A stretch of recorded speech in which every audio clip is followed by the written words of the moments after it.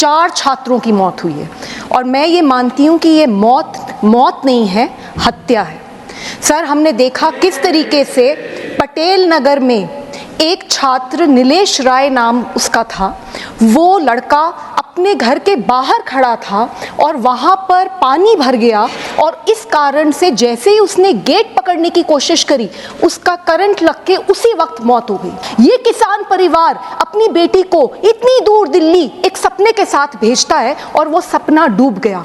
इसी तरीके से तान्या जो 21 साल की थी, नवीन भी जो केरला से था, तान्या सिकंदराबाद से थी। सर, दोनों के दोनों डूब गए। कौन जिम्मेदार है?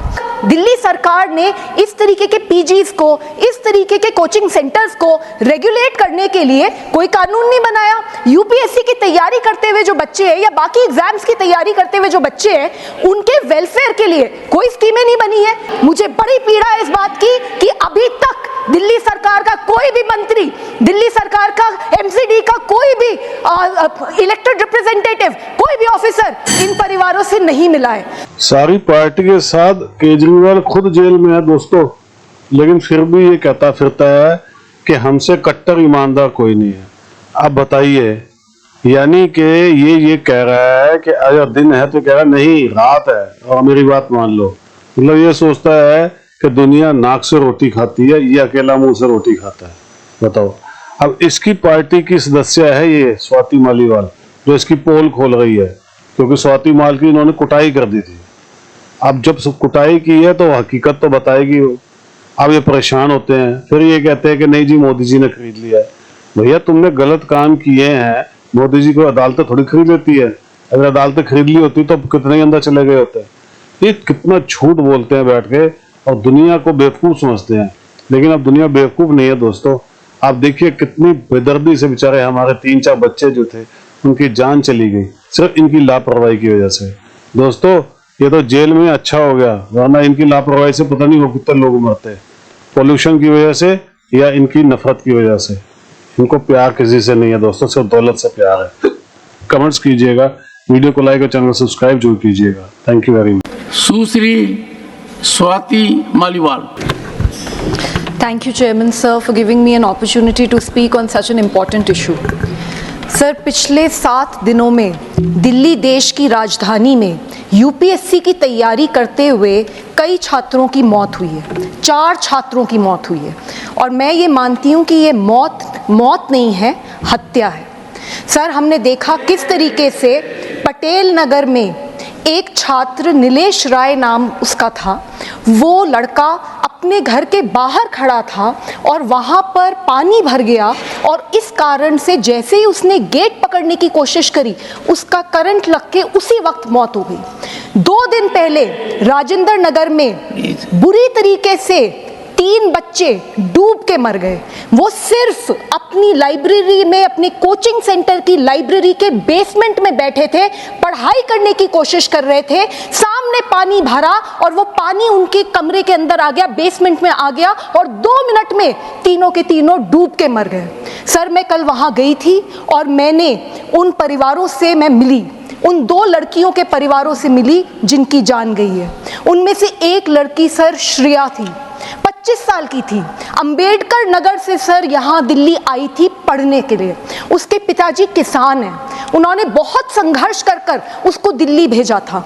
उनका एक ही सपना था कि मेरी बेटी आईएएस अफसर बनेगी, मेरी बेटी इस देश का नाम रोशन करेगी। सर, हम देखते हैं कि किस तरीके से इस देश में ऐसी बहुत बेटियां हैं जिनको ये सहूलियत नहीं मिल पाती, जो अपने सपने नहीं पूरे कर पाती। ये किसान परिवार अपनी बेटी को इतनी दूर दिल्ली एक सपने के साथ भेजता है और वो सपना डूब गया।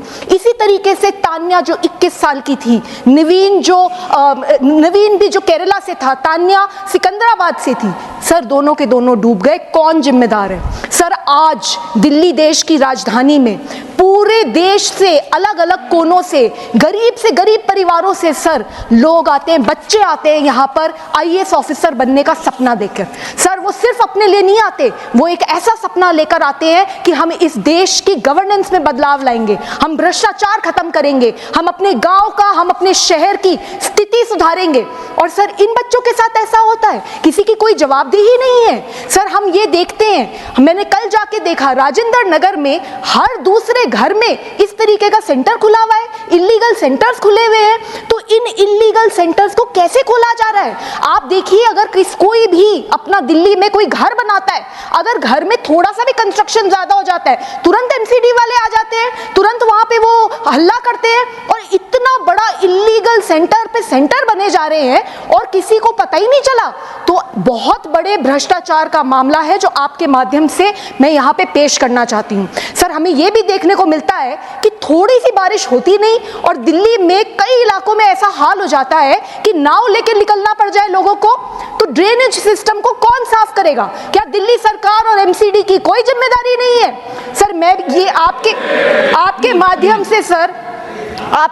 से सर मैं 3 डिमांड रखना चाहती हूँ। सर सबसे पहले ये जो एफआईआर हुई है, इस एफआईआर में उन कोचिंग के सेंटर के जो लोग हैं उनको पकड़ लिया है पुलिस ने सर, लेकिन ये जो अधिकारी हैं और चुने हुए रिप्रेजेंटेटिव्स हैं उनकी जिम्मेदारी कौन सेट करेगा? सर आप देखिए, वहां पे मुझे बताया गया, बच्चों ने मुझे बताया कि किस तरीके से उन्होंने कंप्लेंट्स लिखी थी, पार्षद को लिखी थी, एमएलए को लिखी थी, और कोई एक्शन नहीं हुआ। तो जो एफआईआर हुई है उसमें पूरी तरीके से जांच होनी चाहिए और ये जितने भी अधिकारी हैं इन सब के ऊपर सख्त से सख्त कार्रवाई होनी चाहिए। एक ऐसा मैसेज देना चाहिए कि आगे किसी की हिम्मत ना हो इस तरीके का लापरवाही या भ्रष्टाचार करने की। सर दूसरी बात, सर ऐसे मौकों पर कोई क्या ही मुआवजा देगा? एक परिवार जिसने अपनी बेटी खो दी, जिसने अपना बेटा खो दिया, सर उसके लिए तो सब कुछ खत्म हो गया। मैं कुछ भी कह दूं, हम सब मिलके कुछ भी संवेदना प्रकट कर दें, हम उनका कोई भी खामियाजा नहीं कर सकते, हम उनकी संवेदना प्रकट ही नहीं कर सकते सर, वो इतनी पीड़ा में है। लेकिन दिल्ली सरकार का फर्ज बनता है कि 1-1 करोड़ का कॉम्पनसेशन एक बच्चे को मिलना ही चाहिए।